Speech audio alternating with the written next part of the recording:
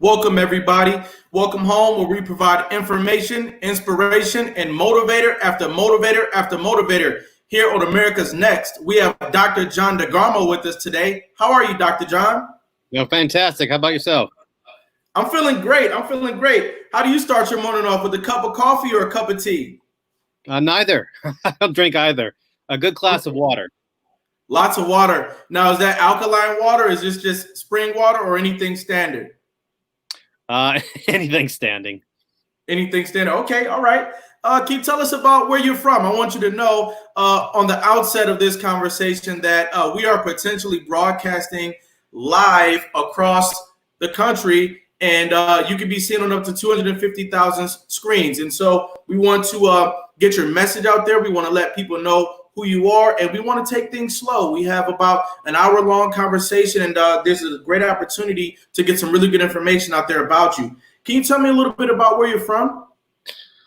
Well, sure. I currently live in Georgia, south of Atlanta, about an hour south of Atlanta, in a very, very rural town. But I've lived in Michigan, Delaware, New York, Australia for some time, spent quite a bit of time in Sweden, and but currently in Georgia. Okay, wow. And where did you actually grow up at? Well, probably much of my youth was spent in Michigan, but before that was Delaware, New York. But I would call Michigan home. Okay, so were you born in Michigan? Nope, born in New York, then moved to Delaware, then to Michigan, then to around the world, then to Sweden for a while, Australia, and now Georgia. Various parts of Australia, now Georgia. When did you actually move out of New York? No, maybe 1973. Wow. Okay, so take us back. Talk to us a little bit about your childhood. What was that like? Well, I grew up in a very traditional home, nuclear family, if you will. My sister and I, my parents, they were very, very staple members of the community. They gave a lot to the community. My mother was involved in a lot of social activities, if you will, helping others. I was involved in a lot of singing, and which led me to joining an international performing group when I was in my early 20s, known as Up With People. We traveled the world singing and dancing. That's where I met my wife from Australia. Yep. Although at the time I was actually interested in a girl from Sweden, and she was dating a guy from Germany. But at some point we realized, hey, we both speak English. It'd be a lot easier if we get together. Right. So what did your father do? He was vice president of General Foods at the time. Okay, and so did he? In what capacity did he work there? He was in accounting. Okay, all right. And so you had a pretty pleasant childhood. Yeah, I did. I had a pretty good childhood. Enjoyed myself. Had a lot of fun. As I said early on, when I was in my early 20s, traveled the world singing and dancing, got married, lived in Australia for a number of years. But yeah, my early childhood was again very nuclear family. Right. Yeah. I want to build a picture of your life in segments, and so right now I want to learn a little bit about what was your experience like in school. Can you talk about that? Elementary school. Here has me go back too far.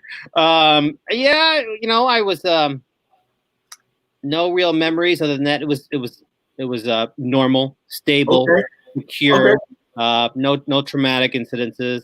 Right. Early in elementary school, that's when I began to start singing. Okay, let's fast forward to high school. What was your high school experience like? I was a practical joker. Loved to pull pranks. Loved to joke around. Loved to make others laugh, bring humor, perform. I love to perform in front of other people. You got one for us now? You got a joke for us? Not that I can tell you right now. Okay. All right. That was funny. Do you have brothers and sisters? I have one sister, yes, younger sister. Oh, just a sister? Or okay, and so you're the oldest. That's right. Yes, Okay.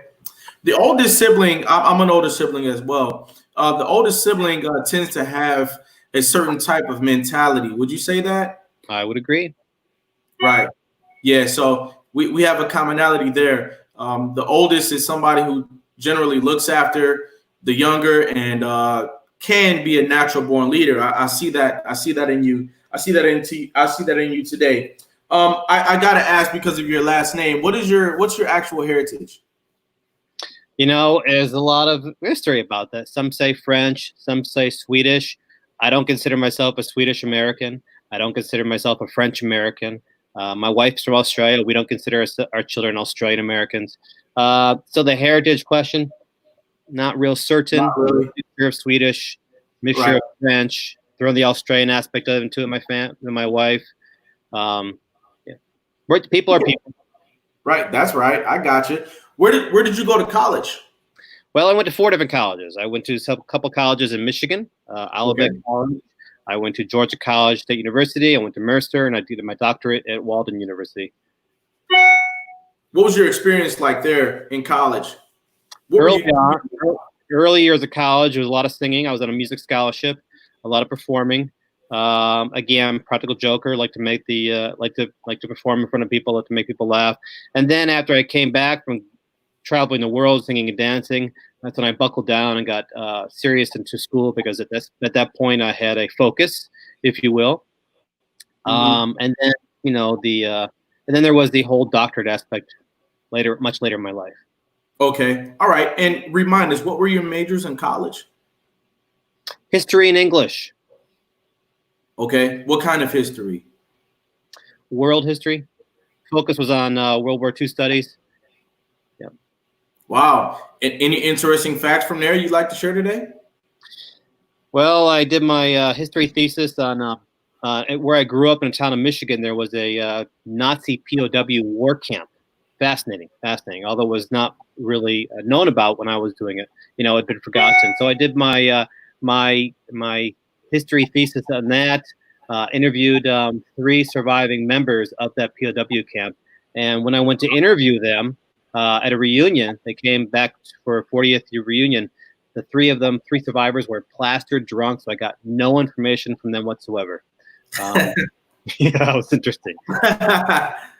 So they showed up for a sit down with you and they were intoxicated? Absolutely. Yeah.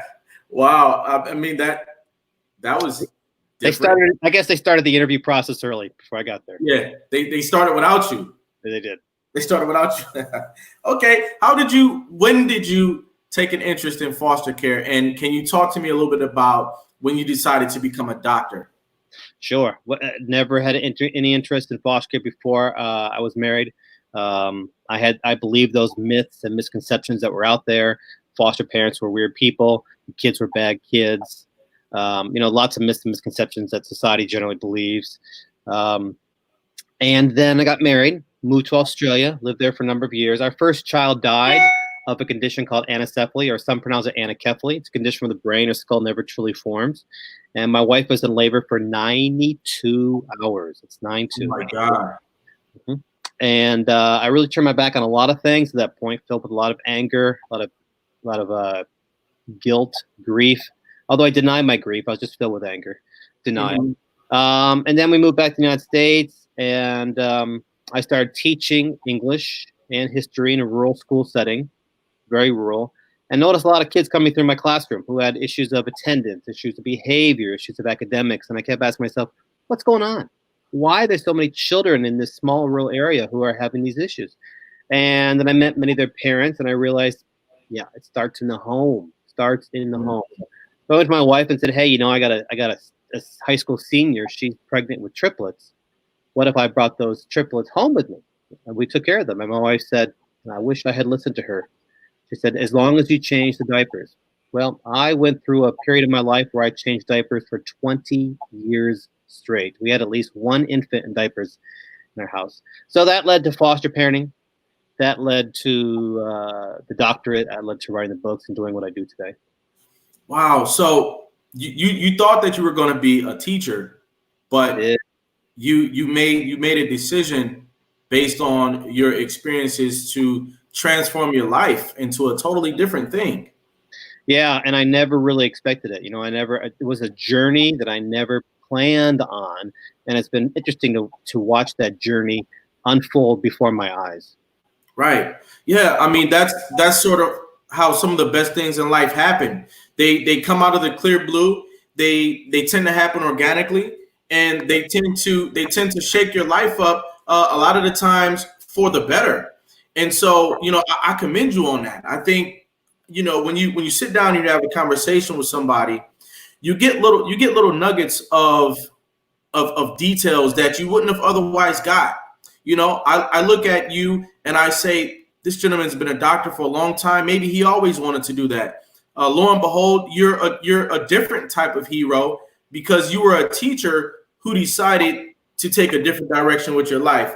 We have the president of the network in the building today. He says that was a lot of diapers. At one point I had 7 in diapers at the same time in my house. It was which I think it should be illegal in all 50 states. That was not an experience that I would wish upon my greatest enemy. That was a very smelly Christmas day one year, I tell you. Yeah, and I have 4 daughters. I'm working on delivering my 4th daughter now. She's expected in the second week of September. And, when I change the diaper, it's one diaper, but it's like 15 wipes. So all I could think in your case is that was a lot of diapers, but how many wipes was that? My wife does hair. I do diapers. So I'm the guy. I should have got my doctorate in diaper changing. Wow. And you try to do 7 diapers before you go to work, and you're not always going to work clean. Let me tell you. Yeah, that's true. Sometimes you can get yourself into a smelly situation. Mm-hmm. So you decided to get into foster care, and your first few years in that industry. What were your thoughts? What did you think about the climate of it? What was your first aha moment? Can you talk about that? Yeah, sure. My first aha moment. Well, my wife and I, my wife was also a person who had led a life of serving others as well, and I had that too. That's how we met in this performing group. We would travel the world, singing, dancing, but also doing a lot of service. Um, so we had that in common, and I recognized at the death of my first child, I recognized there are so many children out there who are hurting, um, and how can we help more kids? We had lost our first child. We had 3 healthy children later on when we became foster parents. How can we help other children? My first aha probably moment as a foster parent was my first placement. I went through the training, sure, and I had kids myself. I was a teacher. My wife had a degree in psychology. We had read all the books, but I recognized within 20 minutes of my first placement that, oh my gosh, I am not ready for this. I was not prepared for this. This is a little more in depth than I thought it would be. That was an aha moment. But probably the moment that led me to change my direction, if you will, and to devote myself to all things foster care. I'm very driven, very driven. I think the moment that made me so was my TED Talk. If you see my TED Talk, where we had a girl in our house for almost 2 years, and we're hoping to adopt her, and then within 24 hours, right before Christmas, she was placed with an aunt and uncle without even really time to say goodbye, and she ended up being abused and raped heavily there. It's a sad, tragic story that still haunts me today.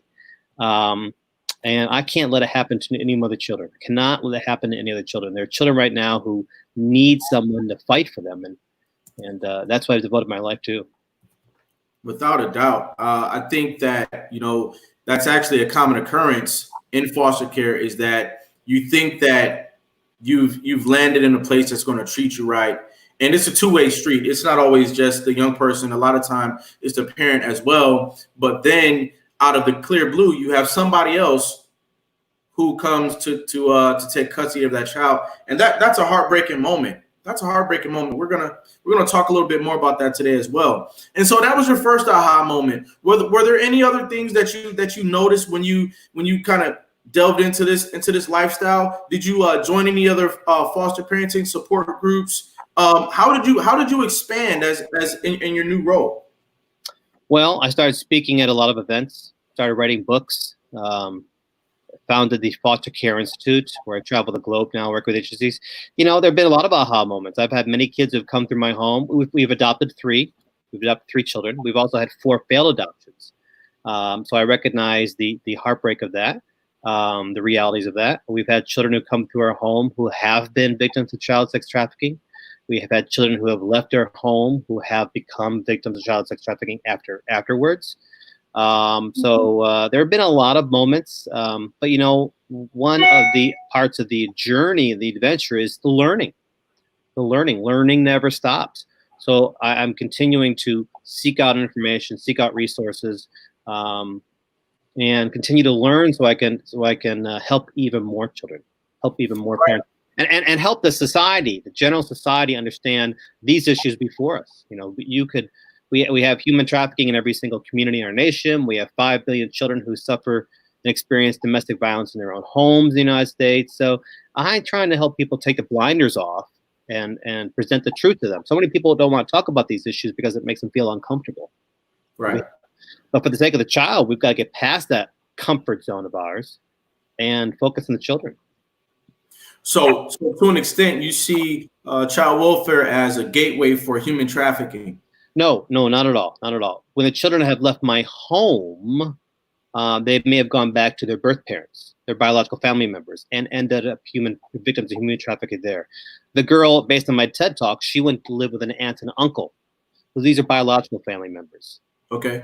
Now, to be sure, there are many children in the foster care system who do run away from foster care environments to trafficking.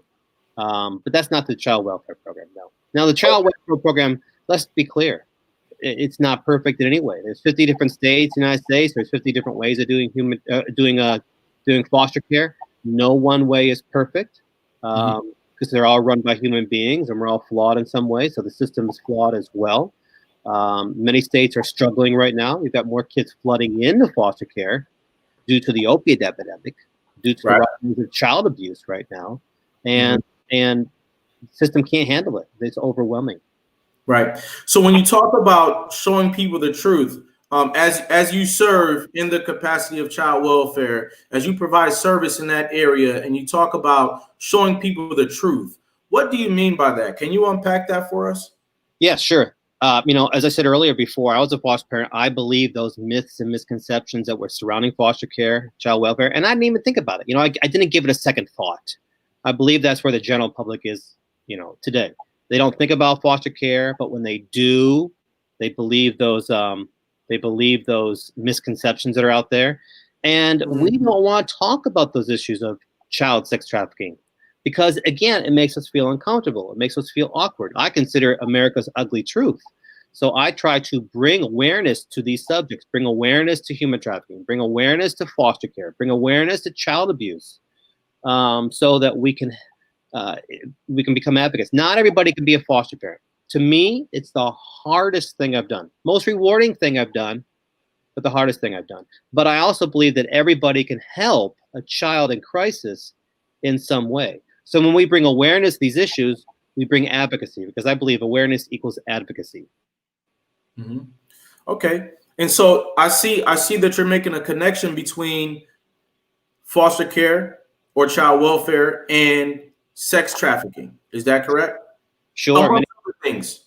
Yeah, many kids who are placed into foster care were victims of human trafficking. Or many children who leave the foster care system when they age out, or if they run away from the system, end up victims of child sex trafficking as well, because these children are so vulnerable. They're filled with trauma. They're filled with anxiety. The trauma that was never resolved. They never got the proper therapy sessions. They got counseling sessions for it. When they age out of the system, whether it's at 18 years of age in some states or 21 years in other states, when they age out, statistics are grim. You've got 55% who will drop out of school. You have 65% who will end up homeless. 75% will end up incarcerated at some point. And then it just starts over for the next generation.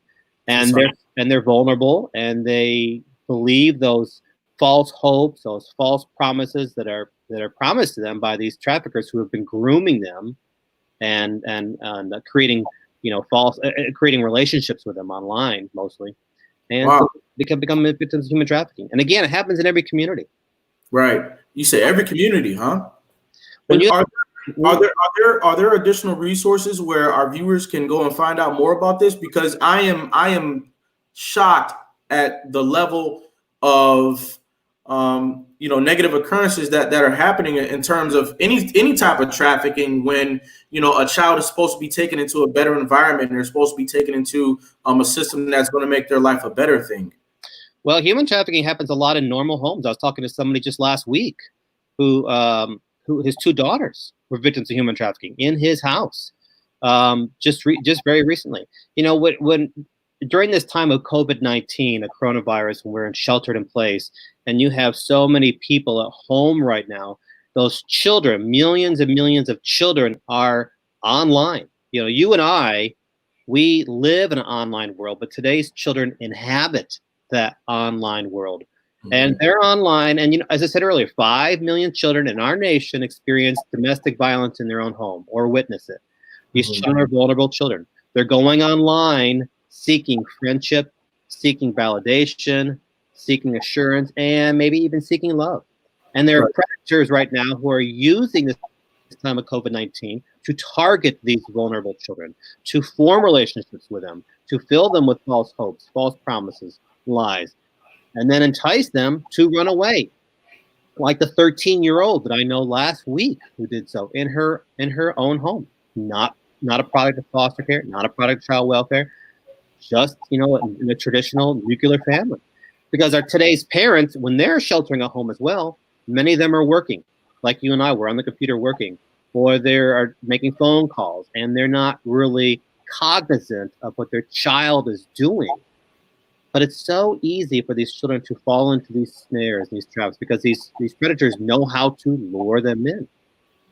Wow. So what you're saying is that not only youth in foster care, but youth in our general communities are at risk of exposure to negative entities just on the internet.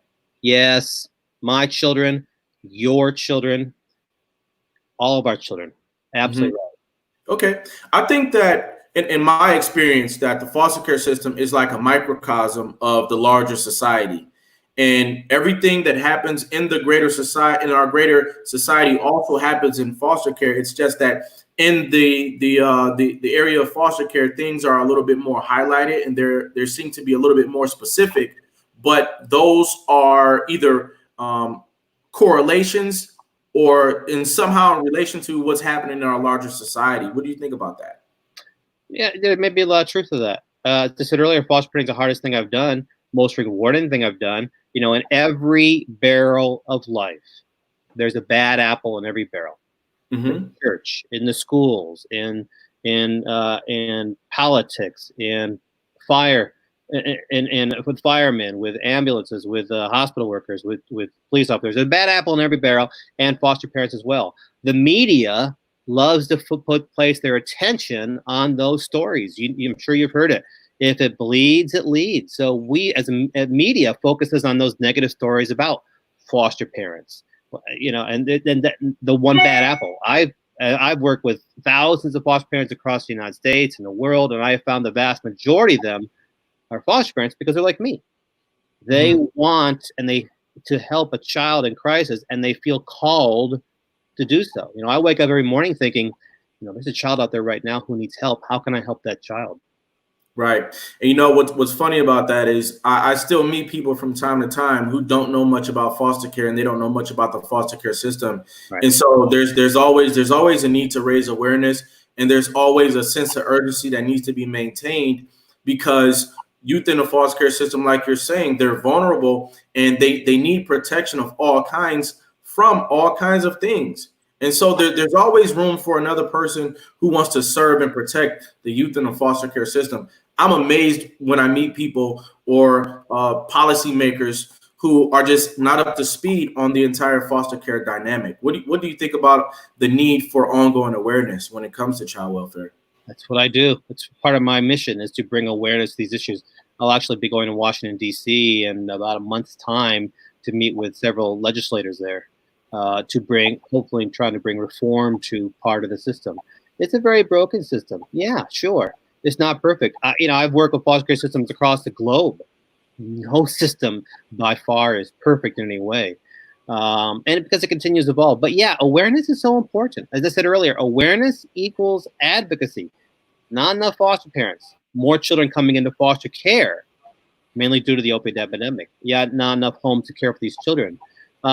So while we all can't be foster parents, we all can play a role in helping the children. You know, I mentioned earlier that the cycle repeats itself. 2 of the 3 that I've adopted are third generation foster care, which means their parents and grandparents were also in foster care system. It failed them in some way. Their birth mother was prostituted off by age 9 by her father, victims of human trafficking. So again, it happens all over. There is a high level of recidivism among certain populations when it comes to foster care. Yeah, absolutely. Absolutely. When Dr. John DeGarmo, ladies and gentlemen, if you just tuned in, we're talking to Dr. John DeGarmo. He's providing a very robust discussion about the ins and out of child welfare, the way that we need to raise awareness, and we need to continue to get out in front of the needs of thousands of young people who live in America. And so we were talking about, you mentioned that the system is fairly broken. Can I ask, when did that system become broken? Well, it's never been perfect. It's never been perfect. Again, it's been run by man, and you know, when one legislator comes in, or one director comes in, or one policymaker comes in, they change policy. You know, 20 years ago, 30 years ago, we didn't have this issue of human trafficking to the extent that we do due to the social media aspect of it. So that's, you know, that's relatively new. It's always changing, it's always evolving, and we need to adapt to it. The opioid epidemic, which is strangling our nation. Where, you know, when the parents die from opioid epidemic, where do these children go? Or when the parents are hospitalized or incarcerated, where do these children go? They're flooding into a foster care system that can't handle it. This relatively new challenge that our nation is facing. So, you know, it's always changing, evolving. It always needs reforming. But doesn't everything need reforming in some aspect? Everything is subject to change. Dr. John DeGarmo, I think you may have a device charging, and I can hear it pinging on my end. If you can take a look at that.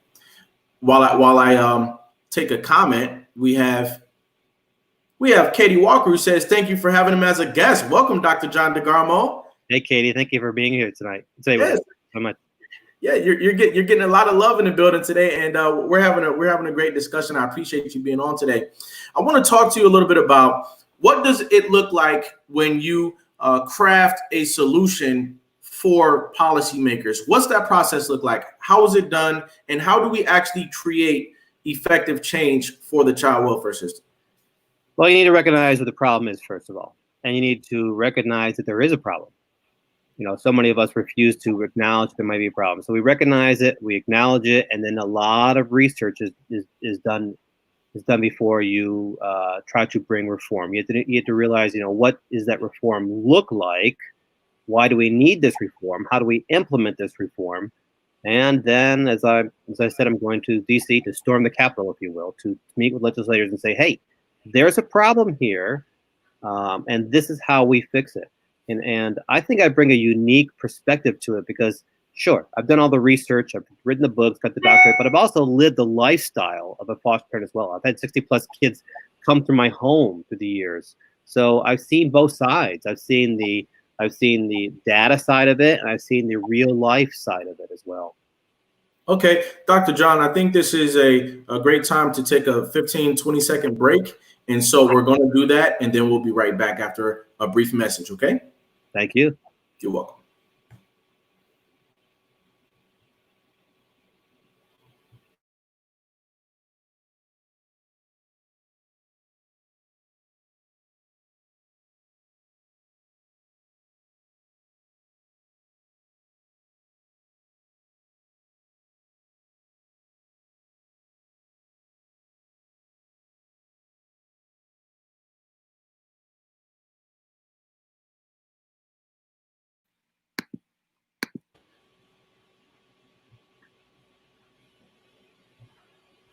All right, and we're back. And during this segment of the conversation, we're going to talk about solutions. Dr. John, you mentioned that the system was broken. I want to ask you directly, how do we fix it? Goodness, so many ways that needs to be addressed. We need to fix the fact that foster parents are overwhelmed and caseworkers are overwhelmed. Caseworkers today are overwhelmed, overworked, under-resourced, under-supported, underpaid. Wow. More children flooding into the system, more families in need, in crisis, not enough caseworkers to handle it. You know, the lifestyle of a caseworker is very exhausting. Right. And many of them leave, you know, many of them quit, if you will. On top of that, the lifestyle of foster parent is very different, very exhausting, time consuming. It's a 24-hour day. When you're caring for children with tremendous anxiety in your home, and you're trying to provide the support, the help, the resources they need, plus you have your own family, your own life, that's exhausting as well. And on top of that, they're not getting the resources they need, particularly right now during COVID-19, because everything's shut down, and the anxiety levels of everybody is going through the roof. So you need to bring more support to caseworkers, more support to foster parents. You need to close the ratio gap. You need to have the caseload of caseworker to foster parent is a great one. You need to lower that. You need to have less foster parents per caseworker, if that makes sense. That's one way of doing it. You also need to look at providing more resources for the children who are suffering with anxieties. As a foster parent, I recognized a long time ago, hey, I can't help every single child that comes through my home. And when my car breaks, I can't fix it. I'm calling a mechanic. When my air conditioning breaks, I'm calling the AC guy. When my child is suffering from a certain type of anxiety or disorder, I have to recognize that, you know what, I might not be able to fix this. I might need a professional therapist, a professional counselor who can help me help this child. So we need more of that. I'm sorry. If we can unpack some of this, I think that you're giving us jewel after jewel after jewel, and people who tune into this broadcast is going to be able to take a lot of the concepts that you're sharing today and use it toward their advocacy. So I want to break some of these things down that you're saying. When you say that foster parents need to be more supported, what does that mean, and how can a local agency or even an international agency achieve that? No, that's a great question. Thanks for asking. As I said earlier, foster parenting is the hardest thing I've done, the most rewarding thing I've done. Every child's changed me and made me a better person in some way. Let there be no mistake. At the same time, when a child's coming in my house, when a child's placed in my home and they're taken from everything that they know, from their mother, their father, sometimes their siblings, and their stuffed animals, their toys, their bedroom, their house, their home, their neighbors, their friends, their family members, school, everything they know, late at night, many times without any explanation, and they're thrust into a strange home like mine with strange people, they're filled with confusion, anxiety. They're afraid. They're concerned. Their questions are, why am I here? What did I do wrong? Does my mommy not love me anymore? Will I ever go home? That's a time of tremendous anxiety right there. Forget about all the abuse and neglect and that they faced beforehand. That time of being placed into a new home is a time of anxiety as well. And every time they move from home to home to home to home to home, that anxiety builds. Issues of attachment, issues of trust, issues of mental health. So that's hard for me as a foster parent to care for that 24 hours a day without getting, and so it's a different lifestyle. So the only person who really understands a foster parent is another foster parent. Okay. When we're left alone, we can burn out. We can become stressed. We can get what's known as secondary traumatic stress, which is compassion fatigue. When the children leave our homes, our heart breaks. We experience feelings of grief and loss, but we're not getting the support we need. So one idea of support that you think that foster parents need is other foster parents supporting them. Yes, and there are many foster parent support groups across the states and across the nation. Yet, they meet seldom, and many are not involved with one. And foster parents are not feeling they're getting the support they need from their caseworkers and their agencies. But to argue that, the caseworkers and agencies are overwhelmed themselves. Right. Right. So they can't, when they have the visitations and the court hearings and the doctor's meetings, on the meetings, the paperwork, the families got to work with, they can't meet the needs of the foster parents. The foster parents are feeling like, hey, does anybody care about what I'm doing? So again, you lower that caseworker foster parent ratio so the caseworker can give more resources and more support and more one-on-one time instead of meeting once a month for, an hour, if you will. Right. I'm going to take a question. I'm going to take a question from the audience here. Yolanda Riley says, do you think we need better screening for potential foster parents? Absolutely. Sure. Yeah. And I'm the first to admit that there are some bad foster parents out there. There's bad, as I said earlier, there's a bad apple in every barrel. Yeah. Yeah. Sure. To be sure. But you know what? When agencies are scrambling to find more foster parents because of the opioid epidemic, because right now we're seeing a spike in child abuse, millions of children staying home right now during COVID-19.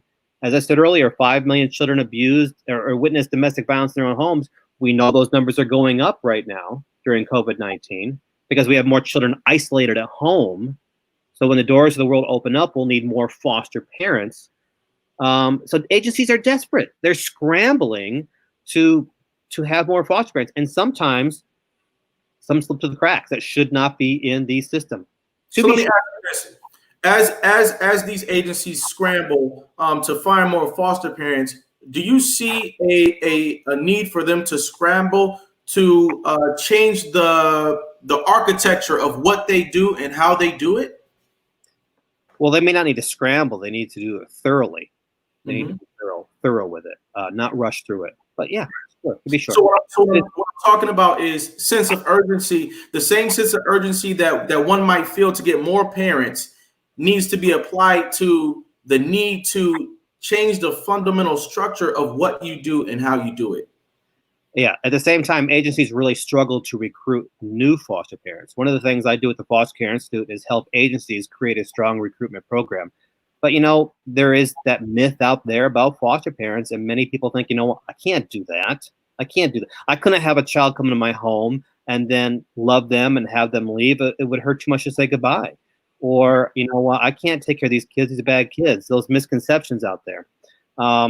So agencies struggle to recruit new foster parents. And that's why my wife and I have had as many as 11 kids in our house at the same time, because there's not enough homes for the rest of the children in our area. Right. And I also wanted to take a moment to talk about the stress of the parents who take on, child after child after child. Do they develop any sort of attachment disorders? Secondary traumatic stress is also known as compassion fatigue. When you're caring for child after child after child in your home, and you're listening and living with those horror stories over and over and over again, and now allowing yourself time to heal, time to grieve the removal of a previous child that you had loved like your own family member, and you're getting burned out, and you're getting the stress level in your own life is so high, and you don't allow yourself time to step back. Yeah, absolutely. And that's why we lose foster parents, because they say, I can't do this anymore. I'm just worn down. I'm burned out. I'm exhausted. I was there a few years ago. I thought, with 11 kids in my house, I can't do this. I'm so tired. I'm so exhausted. My heart hurts so much for these kids. I'm frustrated with the system. I'm angry with how this is turning out. I don't see this is in the best interest of the child. Yeah, to be sure. Right. I think, first of all, I want to commend you for continuing on your journey as a parent and as a more than a scholar in this field, so that we can develop a sense of understanding of how do we make things better. You didn't give up until now. You didn't stop. You kept plugging away, and here you are today. We're going to take another question from the audience, and Ms. Walker again says, how do we help the older children that age out of the system? Hey, Katie, thank you so much for asking. So many ways. We can become mentors for these children or tutors for these children. We can encourage them to stay in school and graduate, because we all know in 2020 and beyond, if you don't have at least a high school diploma of some sort, how difficult it's going to be getting a job. So encourage them to stay in school, provide school supplies for them, teach them new skills, teach them living skills and social skills. My wife and I, when we had 11 in our house, I think it was the third time, we recognized, hey, this is tough. My wife is suffering from Lyme disease. I'm traveling the nation, working with agencies. We can't keep doing this by ourselves. We're struggling. So we thought, how can we help more kids, but scale back a little bit ourselves? So we opened up a residential home for boys, for youth and young men, called Never Too Late. And at this home where they are transitioning out of foster care, we teach them important skills like how to cook, how to grow their own vegetables, how to prepare healthy, nutritious meals, how to budget for those meals, how to cook and prepare and clean, how to do your own laundry, how to fill out job applications, how to get a job, so many different important skills, so that when they do leave, they have those important skills, those social and living skills, and they're also in some type of path, whether it's military, college, or technical school. We try to get them in some path as well. Opening up a bank account. These are things that you can do to help youth in your own area without caring for them in your own home. That's just a few of the many ideas. Right.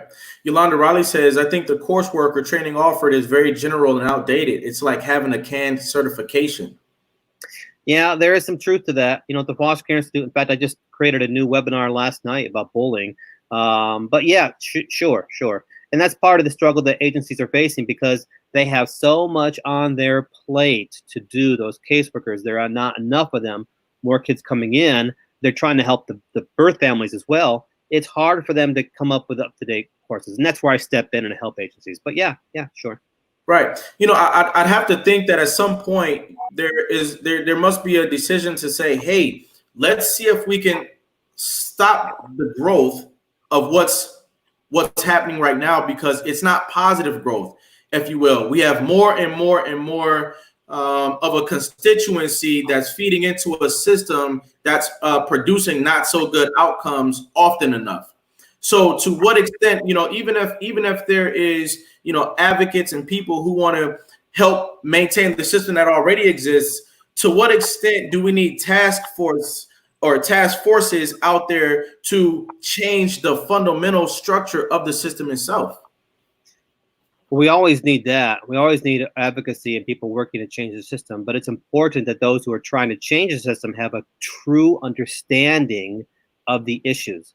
I see policymaker after policymaker making these decisions, and I think to myself, you have absolutely no clue. You have absolutely no clue of what you are trying to change here. These are not realistic. These are not realistic goals.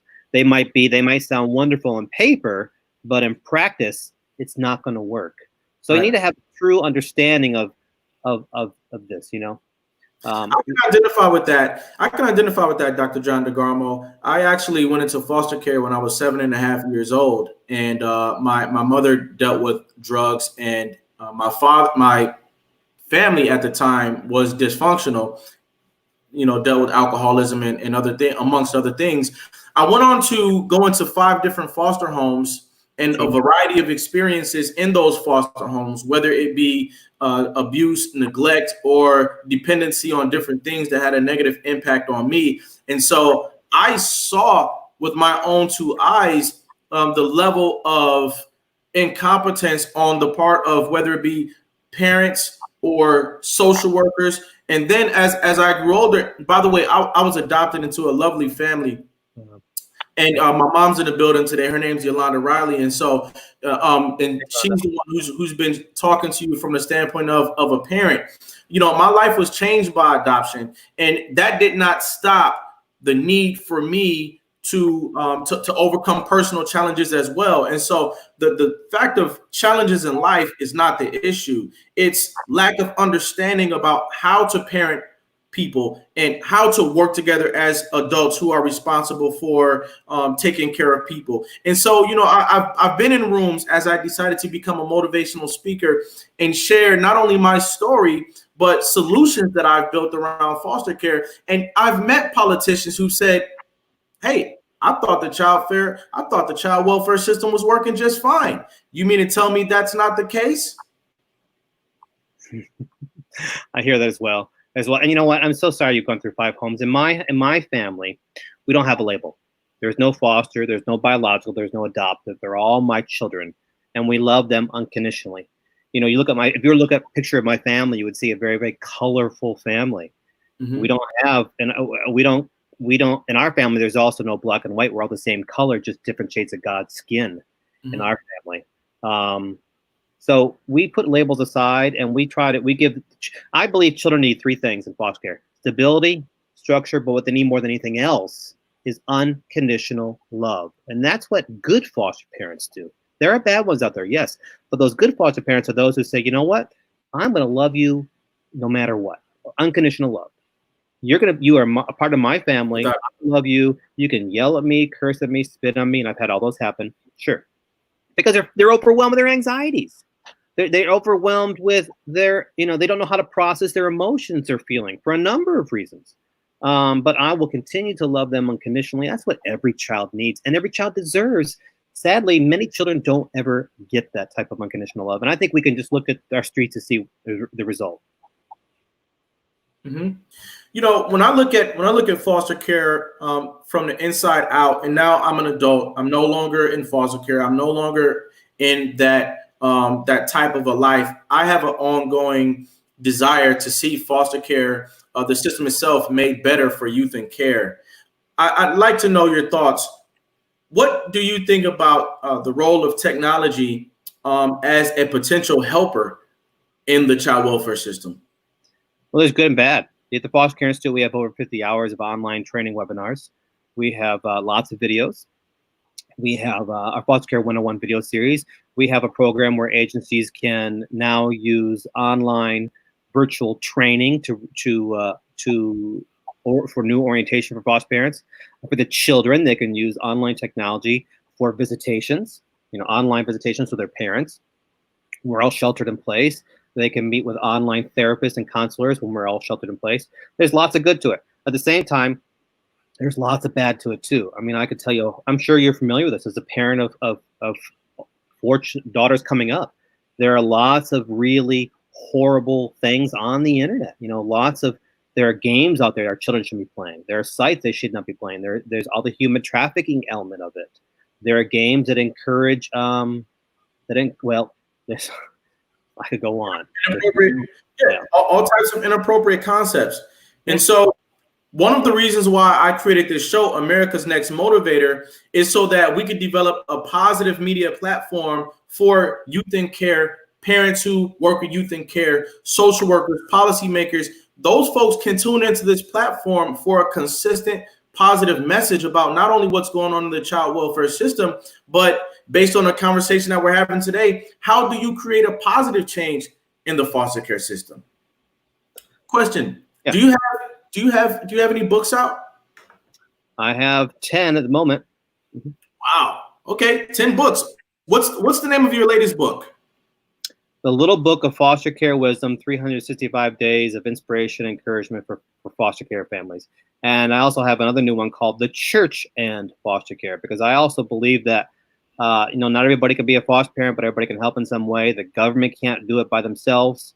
And for people of faith, hey, I've been to Mexico, Honduras, Nicaragua. I've done that mission work, and yeah, it was life-changing for me. But I also believe it's a mission field for today's people of faith in their own communities. We do not have to go far as people of faith, whatever faith you might be. You don't have to go far to see a mission field. When you have 5 million children suffering from who experience domestic violence in their homes, when you have 300,000 children victims of human trafficking in our nation, when you have 500,000 kids in foster care, there's a mission field all around us. So I believe that people of faith can have a fantastic opportunity right now to create a ministry or an outreach program to care for the children, to care for the foster parents, and also to care for those birth parents.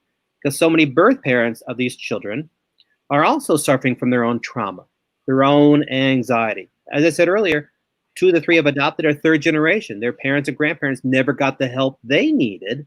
Right. The biological mother was a prostitute out by age 9. Hey, she's suffering from a lot of trauma and anxiety right now. So you heal the whole when you help these children.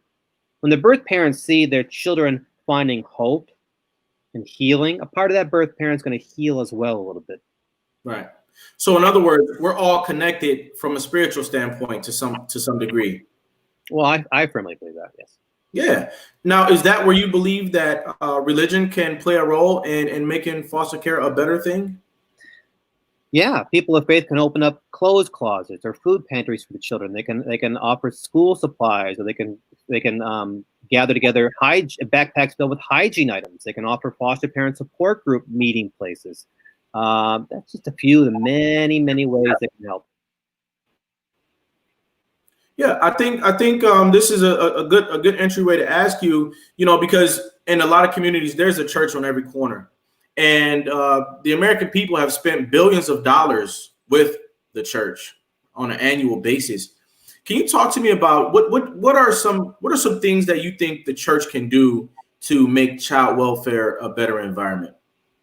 Well, I just listed a few right there. I do know of many churches who have a wonderful program, like my own church, where, many times children in foster care and their birth parents, as you know, have visitations.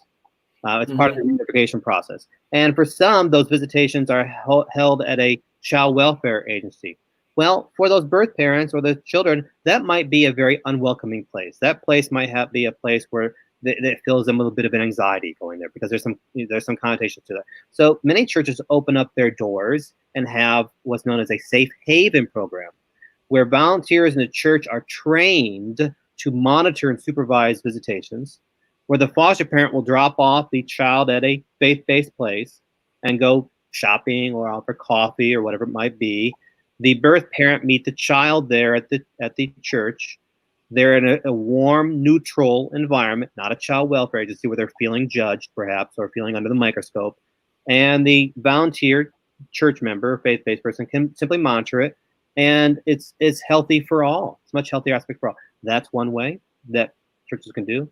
There are many churches who open up their doors, say, you know what, we'll provide an atmosphere where foster parents can meet once a month for a support group. They provide the meals. They provide supervision for children. They provide they pay for a trainer to come in.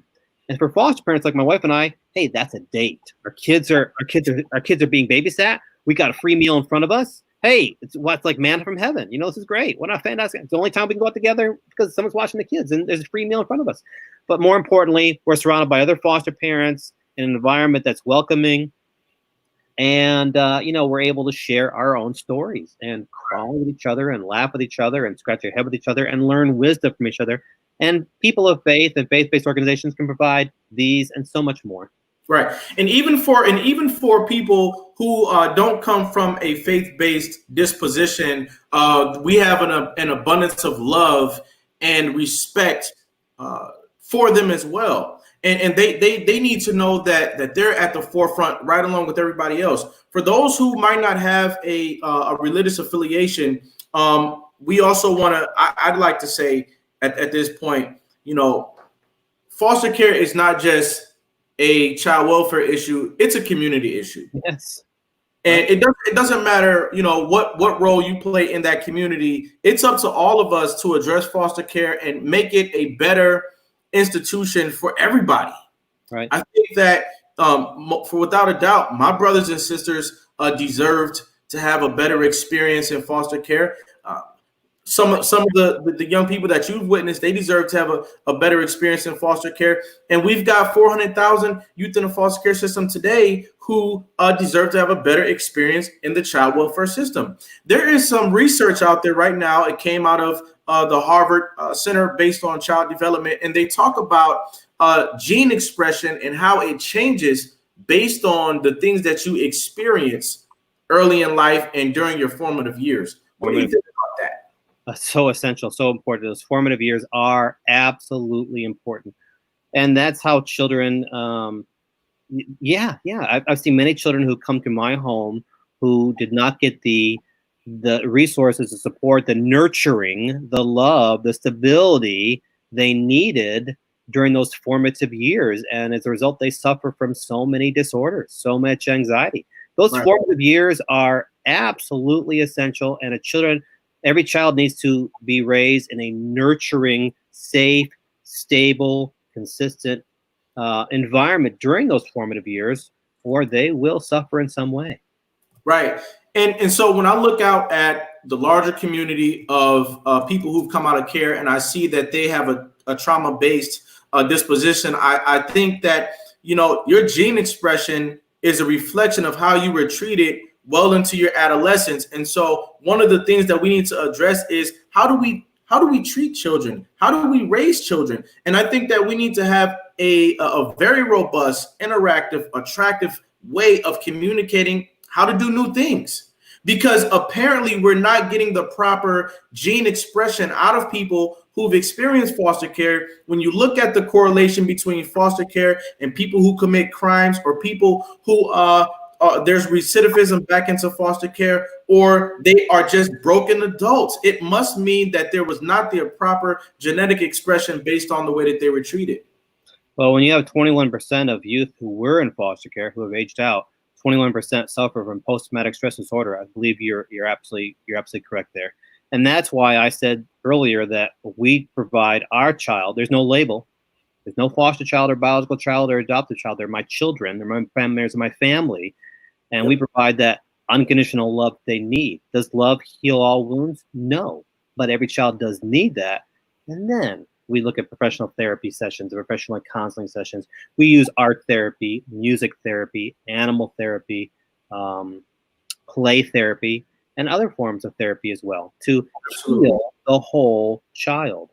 Absolutely. This has been a great discussion with you today. I look forward to possibly working with you in the future. We'll follow up after this episode and see if there's a potential there. I want to let you know that just got a few more questions for you. And in retrospect, there's a number of young people who could be watching this in the future. And I want you to share some words with them. What is survival to you? You know, I've seen some children in my home. I think back to my TED Talk, who's now 22 years of age, and she is not doing well. She's not doing well. She's not surviving well at all. She's in a very bad place right now, and I pray for her and try to help her as much as I can. Survival, though, to me is, you know, resiliency, surrounding yourself with people who will support you, recognizing that there are challenges that you might not be able to overcome. Got it. Finding the resources that you need. Hey, the death of my first child, I spiraled into a very, very dark place. I turned my back on a lot of things. And there you go. At one point, I recognized, you know what, I can continue going down this path, or I need to change it, not just for me, but for the health of my marriage. And to that point, what is success to you? Well, for me, I am not successful until I don't feel successful until every child is rescued from an environment. I have a lot of work to do. But success looks different for every person. You know, success is also raising a loving family. That can be success for some. Success for some might be, you know, achieving your goals and your dreams. Success isn't money to me. Success is happiness. Last question. We've got 20 seconds left, and I want to wrap this up. What is greatness to you in 3 seconds? Love of others, loving others. Love. Dr. John DeGramo, I want to pay you your respect today. I want to let you know that you're a great person. What you're doing is great. And I want to let you know that as you continue to help youth in care, that you're making the world a better place. You, Dr. John DeGramo, are one of America's next motivators. Thanks for being here on the platform today, and we look forward to working with you in the future, all right? My pleasure. Thank you so much. All right, now. Bye. Cheers. Ciao.